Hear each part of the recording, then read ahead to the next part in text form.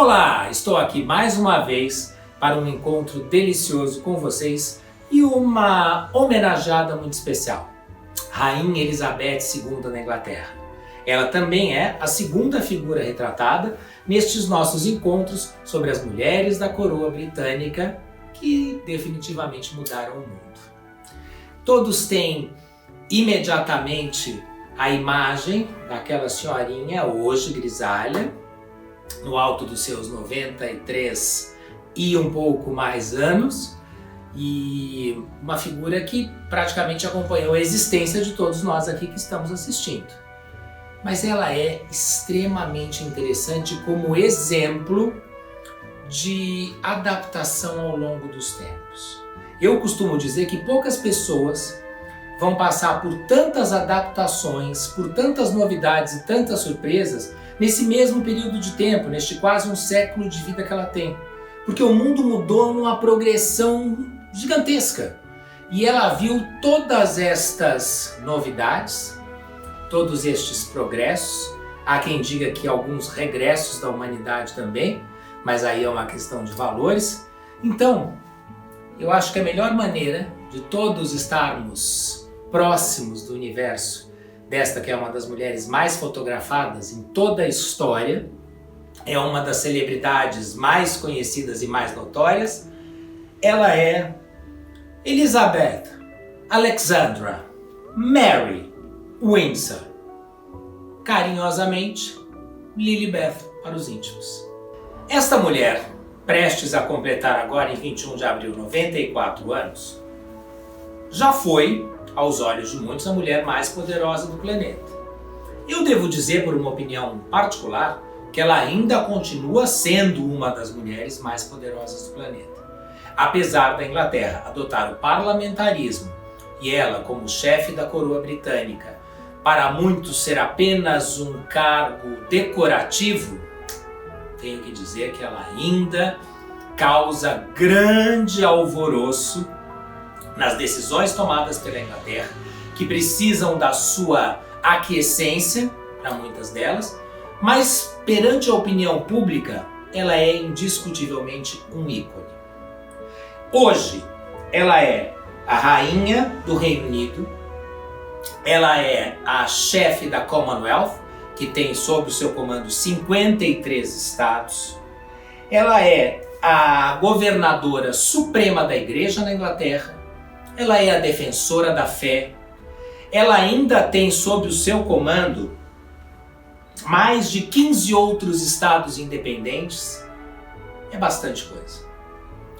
Muito do seu poder ao longo destes mais de 60 anos de reinado foi diminuindo. Várias colônias tornaram-se independentes e uma série de mudanças no mundo também modificaram esse seu poder imposto. Como eu costumo dizer, ela é sem dúvida para mim a figura que mais presenciou mudanças ao longo do seu quase um século de vida, passando pela mudança de século também. Vamos entrar nesse universo, vamos saber desde a infância daquela pequena Lilibet até hoje a nossa Rainha Elizabeth II, tudo pelo que ela passou, de que maneira ela enxergou e como ela soube fazer das adversidades, em momentos de grande expectativa, uma projeção para melhores resultados, para maior efetividade de decisões e, acima de tudo, para manter em pé esta instituição, para muitos já não tão poderosa quanto já foi, para outros ainda absoluta, coroa britânica. Uma série de curiosidades cerca esta mulher de pequena estatura, 1,60 m, mas de grande importância na história mundial. Podemos começar pelo fato de ela ter nascido em 21 de abril, porém comemorar também seu aniversário em junho, uma vez que o clima é mais propício para celebrações. Ela, filha do rei Jorge VI e da rainha consorte Elizabeth Bowes-Lyon, é a primogênita de duas, tem sua irmã Margaret, e seu pai ascende ao trono em meio a uma crise. Seu tio, o rei Eduardo VIII, abdica da coroa por amor. Olha só. Amor por uma americana divorciada. Controverso isso. E que faz com que, em meio a uma grande crise, o pai, que sempre se disse pouco preparado para assumir o trono, chegue lá de supetão e ela então passe a ser a herdeira presuntiva desta coroa. Ela começa a assumir, depois de uma criação primorosa, em casa, criação totalmente domiciliar, era intramuros dos seus castelos. Ela começa a assumir funções públicas de maior visão durante a Segunda Guerra Mundial. Então, entre 39 e 45, essa jovem passa a estar junto com o pai, representando a coroa britânica nas suas diversas situações. O que não se imaginaria, e vamos voltar um pouquinho lá para a Rainha Vitória, que também, por uma série de sucessões curiosas, como a morte de 3 tios de seu pai, assume o trono aos 18 anos, Elizabeth II também vem a assumir o trono antes do esperado, e como ela também faz questão de repetir, e durante a sua juventude ainda disse isso de forma mais marcante, sem estar preparada, nem tampouco com um grande desejo de assumir essa coroa. Mas ela tem feito isso, salvo críticas, muito bem. Ela serviu em serviços territoriais durante a Segunda Guerra Mundial. Aliás, outra das suas curiosidades, era uma exímia motorista de jipes, uma grande entendida de mecânica, por incrível que pareça.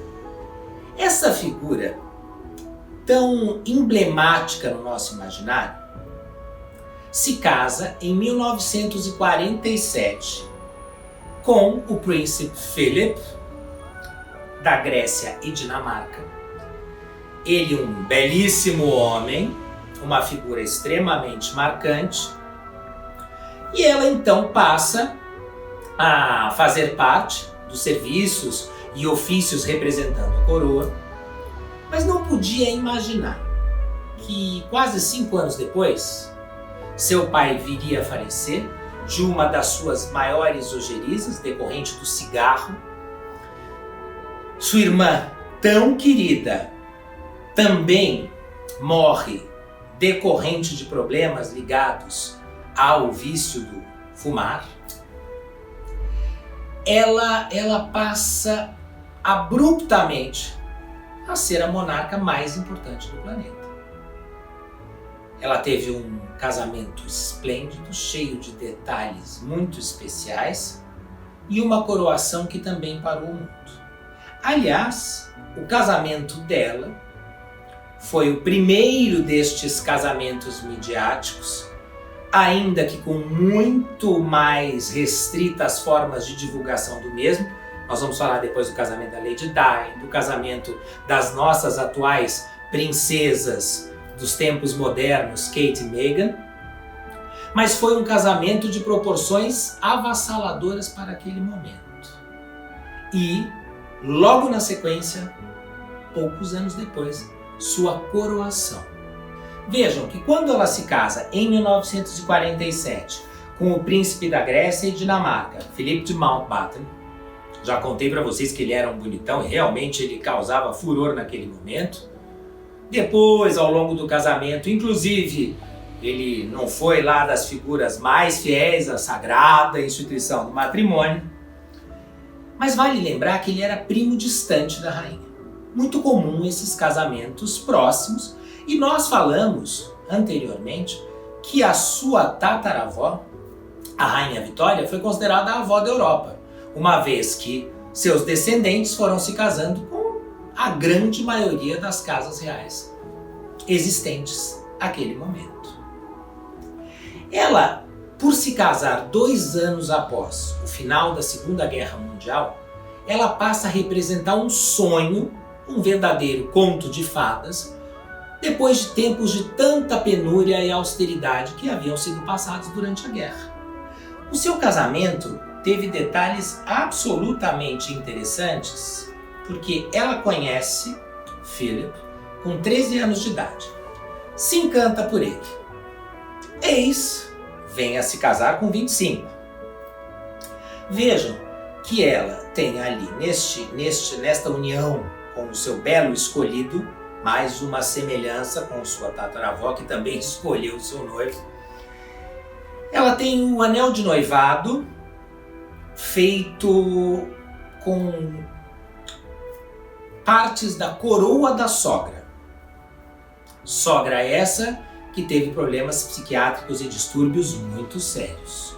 Isso causa grande impacto no príncipe Philip, e aí nós temos uma série de possíveis explicações para traços de comportamento dele aí meio questionáveis. Eu vou aproveitar inclusive para sugerir a vocês que aproveitem esse período de introspecção e os que se interessam assistam The Crown. The Crown, que já está na sua 3ª temporada, tem mostrado muito bem o que tem sido a trajetória da Rainha Elizabeth à frente da coroa. Extremamente interessante, fica uma boa dica. Nessa sua festa de casamento, tínhamos 2.000 convidados. O casamento foi transmitido para milhões de pessoas, porém, pela rádio BBC de Londres. O advento da televisão só chega depois. Hoje em dia nós estamos falando por aqui, através de redes, nós estamos falando através de aparelhos celulares. Mas imaginem o que foi isso em 1947. Milhões de pessoas ouvindo a narração daquele casamento. Ela tem um bolo de casamento com 9 metros de altura. Vale aí uma curiosidade, por que os bolos de casamento são considerados tão importantes, né, nessa cerimônia? O que eles simbolizam? Os bolos são feitos de açúcar, açúcar já foi um símbolo de poder e dinheiro, então quanto mais poderoso o bolo, maior o símbolo de poder. Vejam que tem aí já uma das primeiras grandes jogadas midiáticas da sua vida. Há quem diga que o fato de ela ter servido no exército também foi orquestrado. Vamos lá. O seu casamento, ela diz que ela utilizou os cupons de racionamento que eram distribuídos no pós-guerra, os cupons de racionamento para alimentação, e ela então trocou esses cupons pelo material do seu vestido de noiva, uma forma de solidariedade para com os seus súditos. Esse vestido todo de cristais e mais de 10.000 pérolas foi assinado pelo estilista favorito da rainha durante muitos anos, o Norman Hartnell. Vejam mais uma semelhança aí, hein?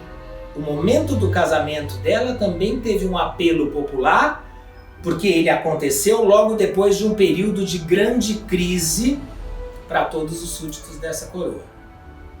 Notem que essas personalidades vão se encontrando ao longo da história. Ela usou uma tiara e aí voltamos ao uso de joias muito importantes. Ela usou a tiara das meninas da Grã-Bretanha e Irlanda, que pertenceu à Rainha Mary, e é a tiara que vocês veem nos selos da Inglaterra, é ela que está ali figurando, e era mais uma vez uma forma de demonstração de soberania e poder, através do uso de uma tiara, algo próximo de uma coroa, para um membro importante da família real. Ela não poderia imaginar que, quase 6 anos depois, ela retornaria para a abadia de Westminster para a cerimônia de sua coroação.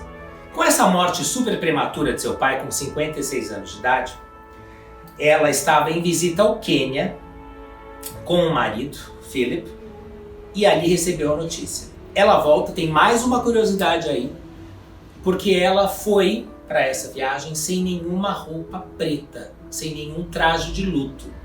Ela só pôde desembarcar da aeronave real quando lhe providenciaram um traje negro para que ela então estivesse vestida de luto. Desde então ela nunca mais viajou sem uma roupa preta, um traje de possível luto na sua bagagem. Ela tinha 25 anos e já era mãe do príncipe Charles e da princesa Anne. Depois tivemos Andrew e Edward. Também em situação de muita delicadeza no momento que ela passava pelo casamento, quando desse nascimento dos seus 2 outros filhos, dos 2 filhos mais jovens. A coroação dela foi a primeira coroação a ser televisionada. Lembrem-se que eu comentei com vocês há pouco que o casamento foi transmitido via rádio. A coroação foi televisionada. Em preto e branco, você encontra imagens muito interessantes na internet desta coroação, e que foi uma cerimônia monumental. 8.000 convidados, os chefes de Estado mais relevantes e personalidades do cenário mundial. A coroa imperial, a que ela ostentou e ali foi colocada, né, sobre a sua cabeça, é a coroa de Santo Eduardo. A coroa de Santo Eduardo é usada apenas no momento do trono e na abertura do parlamento. Ela pesa mais ou menos 1,2 kg. Olha, a gente vai dizer que é muito, mas se a gente lembrar um pouco das fantasias de escola de samba que muita passista carrega com mais de 20 quilos, e não é nem para ser coroada a rainha da Inglaterra, a gente tem que ver que até que é um peso que dá para encarar. Ela já chegou até a pesar, uma outra curiosidade interessante, essa coroa chegou a pesar 3,3 kg, né? Por que 2,1 kg a mais? Porque quando ela era da dinastia Tudor, ela foi desmantelada em 1650, foi vendida por 1.000 e poucas libras, 1.100 libras à época, e logo depois refeita. Imaginem o valor que essa coroa já teve. Inclusive, porque ela já teve o Koh-i-Noor, um diamante de 105 quilates. Que loucura, né? Hoje ela tem o Cullinan, que é uma coisa mais discreta, são só 317 quilates. Mas enfim, esses são aqueles detalhes que vão dando um colorido para a história. Tem também uma curiosidade, que em 1845, na inauguração do parlamento, essa coroa foi derrubada por um súdito da sua tataravó, a Rainha Vitória, e a Rainha Vitória, como manda o figurino, ficou impassível, como se nada tivesse acontecido. E aquela coroa aos pedaços ali à sua frente. E vejam que parece que realmente a coroa britânica é a prova de quase tudo. Ela teve a coroa teve uma série de versões, já está na sua 10ª e agora, segundo reza, o que há de ser feito não pode mais ser alterado. Mas a Rainha Elizabeth também teve uma série de percalços, aliás, eu acho que vem tendo ao longo da sua permanência como a soberana da coroa britânica.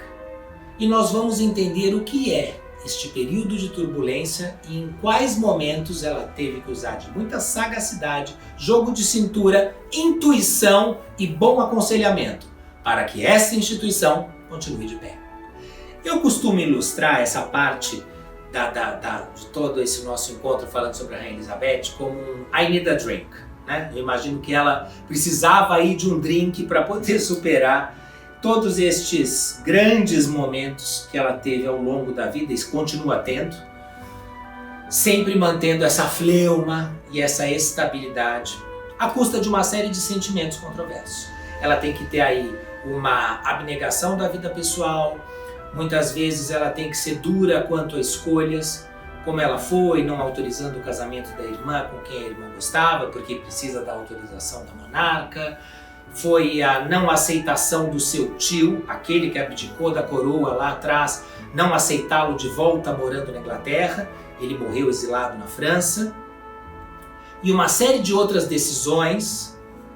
A rainha teve que pensar bem no momento da morte da Lady Di, nós vamos falar sobre isso. Quer dizer, ela teve que ter ali uma série de momentos que aos olhos do mundo são de frieza, crueldade, mas são dessa austeridade necessária, dessa talvez ausência de sentimentos, para que ela se mantenha como essa figura tão importante. Olha só, nos anos 50 e 60, uma série das colônias inglesas foram se tornando independentes. Isso simboliza enfraquecimento de poder. E a imagem da rainha está sendo arranhada. Durante esse período, crises conjugais e seu marido Philip aprontando de médio para bastante, o que também causou furor na imprensa britânica. Em 1979, existe um atentado do IRA, este grupo terrorista irlandês, que é uma das primeiras imagens de terrorismo que vem à nossa mente nos tempos modernos. E ele, então, nesse atentado, ele culmina com a morte de Lord Mountbatten, o tio de Philip, seu marido, e uma figura super importante dentro de todo esse establishment da coroa britânica e que deu várias armaçõezinhas contra ela, a rainha também. Os primeiros ministros são figura fundamental dentro do parlamento, dentro deste regime parlamentarista que é a Inglaterra. E houve uma sucessão deles ao longo desses anos, mas uma figura muito marcante, que de 1979 a 82 ocupa o cenário mundial, Margaret Thatcher, a Dama de Ferro. Ela demonstra força, poder, autoridade, domínio, segurança e ela já está arranhando a imagem da rainha. Ela é mais importante que a rainha, cria-se essa polêmica.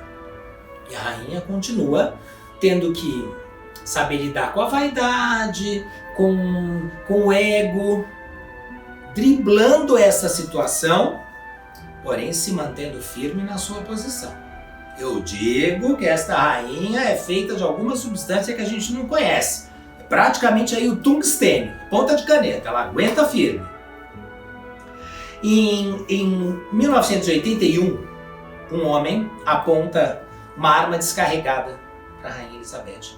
Vocês se lembram, eu comentei anteriormente, no nosso encontro anterior, que a rainha Vitória também foi alvo de alguns atentados ao longo da vida. Está aqui firme a rainha da Inglaterra.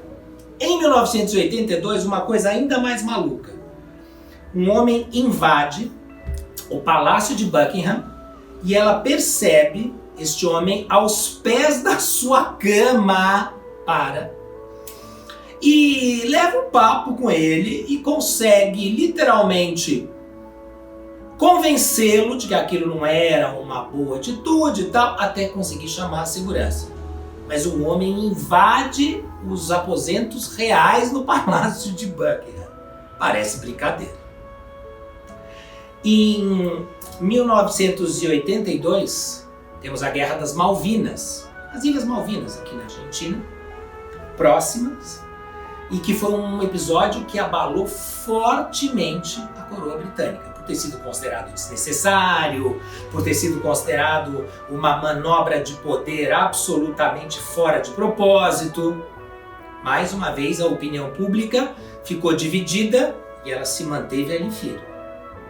Em 1992, vem um momento mais do que emblemático. Anos horríveis. Os anos horríveis, como ela disse, este ano de 1992 teve uma série de acontecimentos muito pesados para a coroa britânica. Em março, o seu filho, o príncipe Andrew, se separa de Sarah Ferguson. Uma separação bem controversa e que causa uma releitura de comportamento. O que? Separação dentro da coroa britânica? Pois é. Em abril, mais uma separação. Anne, sua filha, se divorcia. Divórcio dentro da coroa britânica, é inimaginável, do capitão Mark Phillips. Aliás, ele esteve até aqui no Brasil no evento, eu tive a oportunidade de conhecê-lo e tudo isso. Outro charmosão, bonitão, que levou a filha da rainha também a grandes decepções amorosas. Em junho, ainda mais sério, é publicado esse best-seller, Diana, Her True Story, que também é uma leitura muito interessante. E é uma biografia e que conta muito de tudo que Lady Di passou no seu casamento, vinha passando, e uma série de particularidades. Quando do nosso encontro falando sobre a Lady Di, nós vamos falar muito sobre isso. Foi muito forte dentro da história da coroa britânica, tudo o que aconteceu em decorrência dessa exposição de sentimentos da Lady Di. Em agosto, novamente Lady Di no pedaço. Tem uma publicação de fotos da Lady Di e John Bryan, aí começam revelações de possíveis affairs da futura mulher do presumível herdeiro da coroa. Ih, complicadíssimo, tudo isso no mesmo ano! Segura, Elizabeth, segura que não é fácil. Conversas entre a Lady Di e John Gilbert também são publicadas e a coisa vai longe. E os tabloides, esses jornalecos aí ingleses, eles enlouquecem com essa história toda, né? Oba. Eles lá são as grandes celebridades, a família real é a grande celebridade, então eles aproveitam para falar todos os detalhes sobre a vida íntima. Em novembro, um incêndio no castelo de Windsor. Incêndio!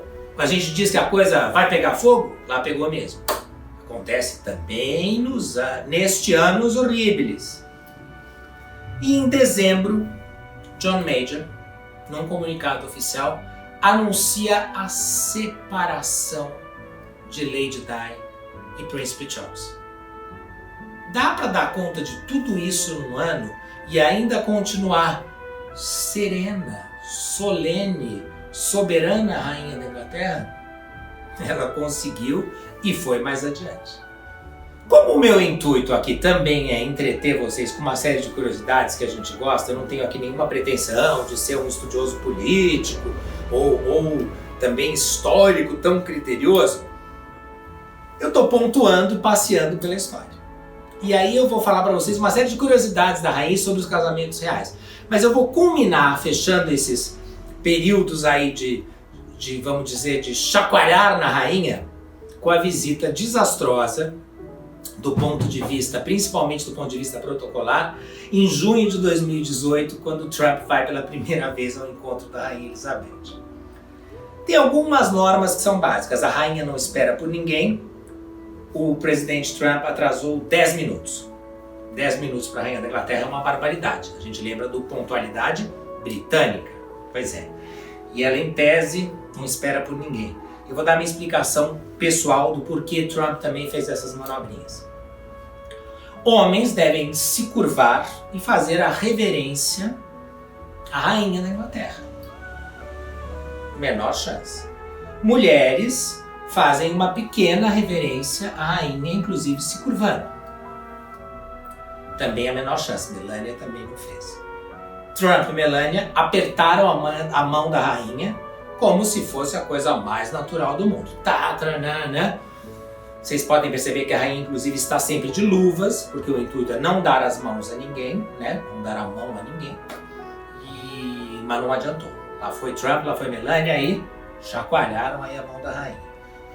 Existe um protocolo onde ela deve ser chamada de Your Majesty, no primeiro momento, e na sequência de Madam. Pode esquecer, por pouco ele não chamou ela de "E aí, Betona, como é que você tá?" e tal. Quer dizer, a coisa vai só piorando. E o final, acessem esse momento na internet que é maravilhoso. Ninguém passa à frente da rainha. O Trump sai andando, deixa a rainha lá para trás, e esta genial Elizabeth, quem por acaso estiver assistindo e entender de futebol vai ver que ele tentou fazer uma coisa, mas ela driblou o Trump. Porque ele foi na frente, ela foi por uma lateral, ele vai à lateral na frente dela, ela vai para outra, quando ela fez que foi, não foi, foi por aqui e assumiu a frente dele. Esta é a nossa rainha Elizabeth. E como leveza também é divertido e curiosidades deixam a gente com o intelecto apurado, vamos falar sobre as curiosidades da rainha Elizabeth. Já contei para vocês que ela desenvolveu, durante o seu período de serviço no exército britânico, grandes habilidades em mecânica. Dá para imaginar? Ela fala francês, mas ela não aprendeu alemão, língua ancestral que já foi também dos seus antepassados e que fez parte da Casa Real Britânica. Ela não tem passaporte. Olha que fantástico, ela não tem esse documento passaporte, mas ela já fez mais de 266 viagens internacionais, 266 registradas. A grande maioria das viagens mais recentes, ela não viaja mais, ela não faz mais viagens internacionais, ela fez a bordo do iate Britannia, que era uma coisa monumental, porque ela tinha medo de avião, não tinha nenhum prazer em viajar de avião. Ela ama guiar. Ela desenvolveu isso muito bem, inclusive durante seu serviço ao exército também. Mas ela não tem carteira de habilitação. Ela não tem carta de motorista. Interessante isso. Ela ama os seus cachorros, a raça Corgi, que é a raça da família real britânica. Uma coisa especial e exclusiva. Mas ela ainda desenvolveu uma raça mais exclusiva, que são os Dorgies. E que eles todos levam o selo da coroa britânica nos seus pedigrees. Ela é, podemos assim dizer, assalariada. Ela recebe do Crown Estate, o Fundo Soberano, um valor percentual para manutenção dos gastos dela mesma e dos seus filhos, dos seus netos. Isso gerou um pouco de polêmica agora, com esse novo momento aí de Meghan e seu marido, que passam a sair do primeiro spotlight. Aí nós vamos falar sobre isso futuramente. Mas ela não deixa de ser uma assalariada. E apesar de ela estar entre as 200 pessoas mais ricas da Inglaterra, ela tem um patrimônio da coroa, e esse patrimônio da coroa ele vale ao soberano daquele momento, porém você não pode vender, nem se desfazer, nem tudo isso, assim como as joias da coroa também, de centenas de bilhões de dólares, aproximadamente. A gente faz a conversão aí para os pounds. É brincadeira? Pensar que a rainha também é assalariada? Ela ganhou do brasileiro Assis Chateaubriand, quando ela esteve aqui. Ela ganhou dele um presente em complemento a um presente que ela já havia recebido. Sabem o que foi isso? Ela recebeu dele um colar de águas marinhas brasileiras em 1953, em 1958 e 68. Este jogo completo de águas marinhas foram assim montados finalmente por Juscelino Kubitschek e por Costa e Silva. Quando ela veio ao Brasil em 68, inaugurar o MASP, ela assistiu Pelé jogando e, pasmem, ganhou um presente que a gente fala que é presente grego, dela foi presente brasileiro, ganhou 2 onças pintadas. Imaginem nos dias de hoje como é que você pode sair com 2 onças ou dar 2 onças para alguém. Ela sempre toma um copinho de gin antes do almoço, um copo de vinho durante o jantar e um champanhe antes de dormir. Pode até variar um pouco a ordem, mas ela dá ela faz um drinkzinho para ficar estabilizada, e eu acho que é até muito louvável, porque se tem alguém comedido neste planeta, é ela. Ela herdou um hábito, aliás, ela herdou um hábito até de ter que se controlar. Porque a sua mãe deixou, a mãe dela, a rainha mãe, deixou 7 milhões de libras em dívidas de jogo quando morreu. Ela quitou essa dívida. Ela sempre gostou das corridas de cavalo e das apostas, mas ela quitou as dívidas da mãe, e então este é um assunto qual não se fala mais dentro aí das curiosidades da rainha britânica. Como a gente falou em dinheiro agora, é interessante lembrar que ela não carrega dinheiro, ela não pega em dinheiro, papel ou moeda. Porém, o rosto dela está estampado nas moedas correntes de 45 países. Ela não mexe em dinheiro, mas ela está no dinheiro. Ela já fez mais de 130 retratos oficiais, ela é uma grande apaixonada pelos seus retratos, e esses retratos já foram indo ao longo dos anos. Ela não faz mais, ela já quis eternizar até um dado momento. Vaidade feminina, ela não pinta seus cabelos há mais de 20 anos e assume o tom branco de forma muito charmosa. Aliás, eu também acho isso bem charmoso. Já aqueles tons muito chamativos dos seus looks, basicamente sempre monocromáticos, salvo exceções florais, é para que ela se destaque no meio da multidão e cause uma sensação de ter sido vista. Também existe a corrente que diz que estes detalhes muito chamativos, essas cores, são para que ela seja prontamente identificada no caso de uma situação emergencial. Ela aboliu as peles, ecologicamente correta como o mundo deve ser. Vocês imaginem o acervo de peles que ela tinha antes disso, louvável atitude. Ela faz 4 refeições com horários absolutamente rígidos e que fique claro, ninguém entra em um recinto após a entrada da rainha e ninguém sai deste recinto antes que a rainha saia também. Agora, vale frisar que talvez figuras mais polêmicas à la Trump podem quebrar esse protocolo e o mundo está de ponta cabeça nesse sentido. Vamos lá. Se você quiser ficar em bons termos com ela, saiba que ninguém come crustáceos nem alho se uma vez imaginar que vai se encontrar com a rainha. Daí um paladar, um aroma que ela não quer desfrutar com ninguém. Temos aqui outras coisas que eu acho bem interessantes. Se ela cruzar os talheres numa refeição, todos param de comer imediatamente. Então o timing, ela procura fazer um timing gentil, porque isso faz parte da etiqueta, mas no momento em que ela cruza os talheres, refeição encerrada para todos. Puxa vida, a gente tem que entrar aí num regime mais aprimorado. Ela leva o chefe particular para todas as suas viagens. Hoje são viagens dentro da Inglaterra e dentro dos países do Commonwealth, com uma certa exceção. Ela tem se locomovido muito pouco fora da Inglaterra.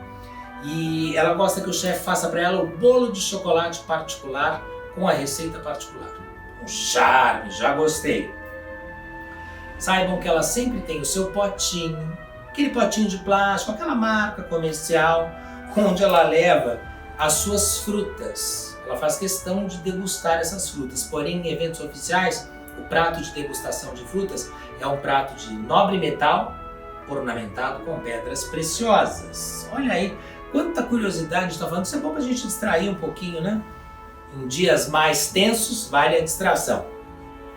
Ela usa bolsas da marca Launer, absolutamente iguais. São mais de 200 bolsas que ela tem.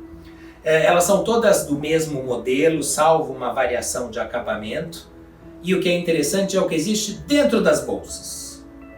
Um espelho. Um batom de tom realçador. Interessante, né? Dá um brilhinho, dá uma alegria. Balinhas de menta, para estar sempre com bom hálito. Fica a dica para você. E óculos. Vai chegando a umidade, eu não tô com a idade da rainha ainda, mas vou fazer 50 agora daqui a pouco, ó. Só com os óculos para poder ler o que vem por aí. Sinais interessantes, e com esses sinais eu deixo vocês com esta figura tão interessante. Caso ela mova a bolsa de uma mão para outra, significa que ela deseja terminar a conversa. Se ela colocar essa bolsa sobre a mesa, ela quer ir embora do recinto imediatamente. Bolsa sobre a mesa não se coloca. Então vocês vejam que esta quebra de protocolo dela tem uma razão. A coisa é radical. Me leva daqui. Se ela tocar no anel de casamento, ela precisa ser resgatada prontamente. A conversa tá chata. Olha, fica uma dica aí. Agora vamos combinar esse sinal? Toquei aqui, mexi aqui, me tira que a conversa não tá legal. Ela não tem prazer em assistir partidas de tênis. Vejam que o torneio de Wimbledon é na Inglaterra. Não acha a menor graça. Ela não acha graça em teatro. Uma figura tão refinada. Não gosta de teatro. Vejam como tudo é possível. Concertos ela acha absolutamente cansativos. E arte abstrata, ela diz que não entende nada, acha uma coisa meio rabiscada. Por trás de uma imagem de rainha e soberania, um ser humano normal com seus gostos e preferências, e tá ótimo e tá valendo. Ela tem loucura por corridas de cavalo, já herdou a herança da mamãe, pagou e hoje em dia ela é comedida no assunto. Gosta muito de romances policiais e quebra-cabeças. Aliás, nesses momentos que a gente está passando, tanta gente está adepta do quebra-cabeça, eu não consigo, eu me perco, aquela banda de peças se confunde, enfim. Mas vale aí, quem sabe eu tento, né? E posso conseguir. A ideia desse nosso encontro foi proporcionar para vocês mais um momento de lazer, distração, com informação, uma informação passada despretensiosamente, é isso que eu faço questão de deixar sempre claro para vocês, e com o intuito de que esses nossos momentos sejam todos esperando um resultado melhor, um momento onde estamos agora separados e daqui a pouco estaremos todos juntos, e o Alta Diagnósticos tem sempre nos unido aqui E temos encontro daqui a pouco. Sabe qual vai ser o próximo encontro? Lady Di, a princesa do povo. Eu não perderia. Espero você comigo, nós todos juntos, ainda que virtualmente.